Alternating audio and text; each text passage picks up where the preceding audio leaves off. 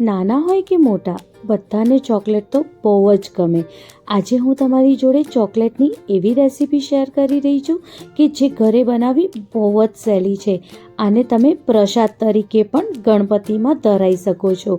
મોદકની જગ્યાએ તમે આવનું પણ પ્રસાદ કરી શકો છો. તો ચલો, આજે હું તમારી જોડે એકદમ સહેલી અને એકદમ ઝટપટ બની જાય એવી ચોકલેટ મીઠાઈની રેસીપી શેર કરી રહી છું. એના માટે મેં અહીંયા 2 પેકેટ જેટલું જે આપણે પાર્લે બિસ્કિટ આવે છે એનો ઉપયોગ કર્યો છે. એટલે આપણે બધા પાર્લે બિસ્કિટને પહેલાં આપણે એક બાઉલમાં લઈ લઈશું. હવે એને આપણે થોડા આવી જ રીતે હાથેથી તોડી લઈશું, જેથી આપણે જ્યારે આને ક્રશ કરીએ તો એ બહુ મોટા પીસ ના રહે અને આસાનીથી સરસ ક્રશ થઈ જાય. હવે આને આપણે એક મિક્સર જારમાં લઈ લઈશું અને એનું એક પાવડર બનાવી દઈશું. આ રેસીપી બહુ જ સહેલી છે. તમે એકવાર એ જરૂરથી ઘરે ટ્રાય કરજો. તમે રેગ્યુલરમાં પણ આ રેસીપી બનાવીને તમારા છોકરાઓ માટે આપી શકો છો, કારણ કે આ હેલ્ધી પણ છે. જો કંઈક આવી રીતે આપણે ક્રશ કરીને એનું પાવડર કરી દેવાનું છે. હવે આ પાવડરને આપણે એક બાઉલમાં લઈ લઈશું. આની અંદર આપણે બધી હેલ્ધી અને બધી સારી જ વસ્તુ આપણે યુઝ કરવાની છે. 1 મુઠ્ઠી જેટલું આપણે આમાં કાજુ એડ કરવાના છે, અડધી મુઠ્ઠી જેટલું આપણે આમાં પિસ્તા એડ કરવાના છે અને 1 મુઠ્ઠી જેટલું આપણે આમાં બદામ યુઝ કરવાની છે અને 1 મુઠ્ઠી જેટલું આપણે આમાં અખરોટ યુઝ કરવાનું છે. તમે કોઈ બી ડ્રાયફ્રૂટનો ઉપયોગ આમાં કરી શકો છો. અને 1 કપ જેટલું મેં અહીંયા નારિયેળની છીણ લીધી છે. છીણ તમારી જોડે ઝીણી હોય તો પણ ચાલે અને આવી રીતે મોટી હોય તો પણ ચાલે.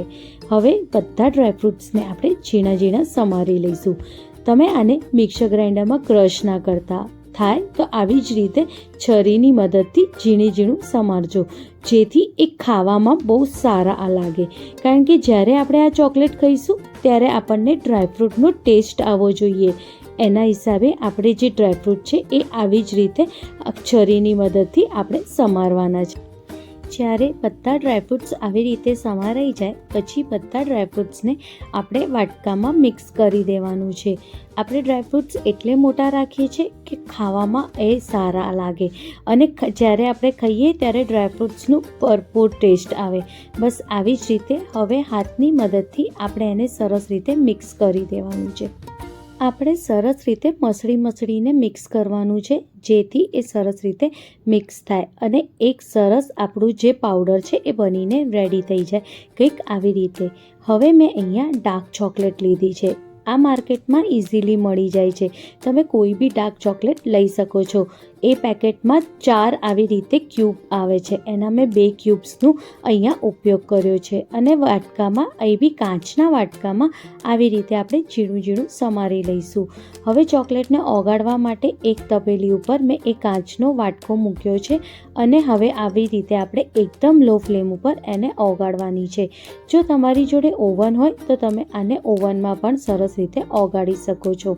જેની જોડે ઓવન ના હોય એના માટે મેં આ પ્રોસેસ બતાવી છે. હવે 2 ચમચી જેટલું મેં અહીંયા ઓગળેલું બટરનો ઉપયોગ કર્યો છે, જેથી ચોકલેટમાં એકદમ સરસ શાઇનિંગ આવશે. બસ આવી જ રીતે હવે આપણે મિક્સ કરી દઈશું ચોકલેટને અને બટરને. તમે જોઈ શકો છો બટર નાખવા પછી ચોકલેટમાં કેટલું સરસ શાઇનિંગ આવી છે. બસ બટરનો ઉપયોગ આપણે એટલે જ કરીએ છીએ કે ચોકલેટમાં એકદમ સરસ શાઇનિંગ આવે.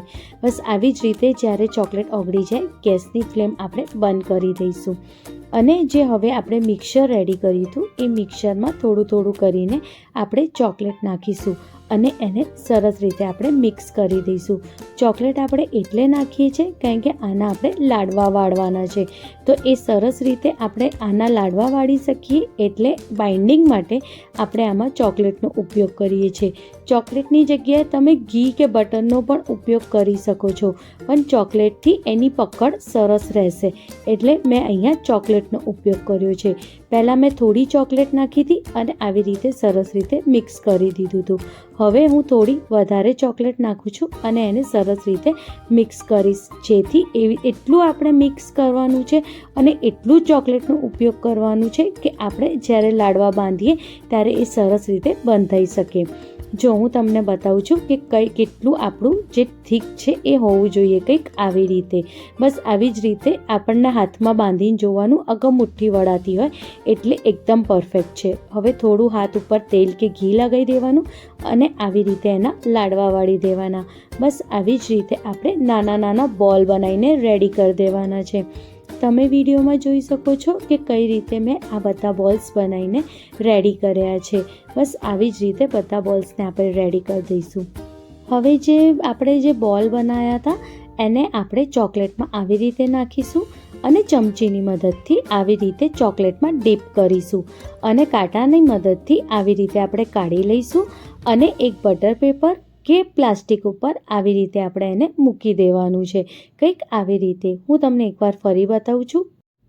આવી રીતે આપણે બોલને લેવાનું છે, ચોકલેટમાં ડીપ કરવાની છે અને ફોર્કની મદદથી આપણે એને બટર પેપર પર કે પ્લાસ્ટિક ઉપર આવી રીતે મૂકી દેવાનું છે. હવે અડધો કલાક માટે આપણે એને સેટ કરવા માટે ફ્રીઝમાં મૂકી દઈશું. જો કંઈક આવી રીતે સેટ થઈ જશે. આવી રીતે જ્યારે સેટ થઈ જશે ત્યારે જાતે જ છૂટી પણ થઈ જશે અને ઇઝીલી બટર પેપરમાંથી નીકળી પણ જશે, કંઈક આવી રીતે. હવે ચોકલેટમાં આ બોલમાં જે એક્સ્ટ્રા જે બી ચોકલેટ છે બધાને આપણે છરીની મદદથી આવી રીતે આપણે કાઢી લઈશું, જેથી એ દેખાવામાં પણ સારી લાગે. બસ આવી જ રીતે બધાને આપણે કાઢી લેવાની છે. હવે આ જે ચોકલેટ ડ્રાયફ્રૂટ લાડુ છે એને વધારે સરસ દેખાય એના માટે મારી જોડે જે થોડી ચોકલેટ વધી હતી એનાથી મેં આવી રીતે એની ઉપર આવી રીતે ચોકલેટ નાખી છે. આ કંઈક જરૂરી નહીં, તમારે નાખવી હોય તો તમે નાખી શકો છો, ના નાખવી હોય તો પણ ચાલે, પણ આવી જ રીતે વધારે એટ્રેક્ટિવ લાગે અને વધારે સારી લાગે એના માટે મેં આવી રીતે બધા બોલની ઉપર ચોકલેટ નાખી છે. અને હવે તમે આની ઉપર કોઈ બી ડ્રાયફ્રૂટથી કે કોઈ બી ડેકોરેશનથી તમે આને ડેકોરેટ કરી શકો છો. મારી જોડે આવી રીતે શુગર બોલ હતા એટલે મેં આને શુગર બોલથી ડેકોરેટ કર્યા છે. જો તમે જોઈ શકો છો કે મેં કઈ રીતે શુગર બોલને આવી રીતે લગાવ્યું છે. જો હું તમને આને કાપીને પણ બતાવું છું કે કેટલા સરસ આપણા ચોકલેટ ડ્રાયફ્રૂટ લાડુ બનીને રેડી થઈ ગયા છે. તમે જોઈ શકો છો વિડીયોમાં કે કેટલા સરસ અંદરથી પણ એકદમ ડ્રાયફ્રૂટથી ભરપૂર છે અને બહાર એકદમ સરસ ચોકલેટની લેયર છે. બસ આવી જ રીતે આપણે ચોકલેટ ડ્રાયફ્રૂટ લાડુ બનાવીને રેડી કરવાના છે. આને તમે પ્રસાદમાં પણ ધરાઈ શકો છો. આ ગણપતિમાં તમે આ રેસીપી જરૂરથી ટ્રાય કરજો અને તમને ગમે તો આને લાઈક, શેર અને કમેન્ટ જરૂર કરજો. Thank you.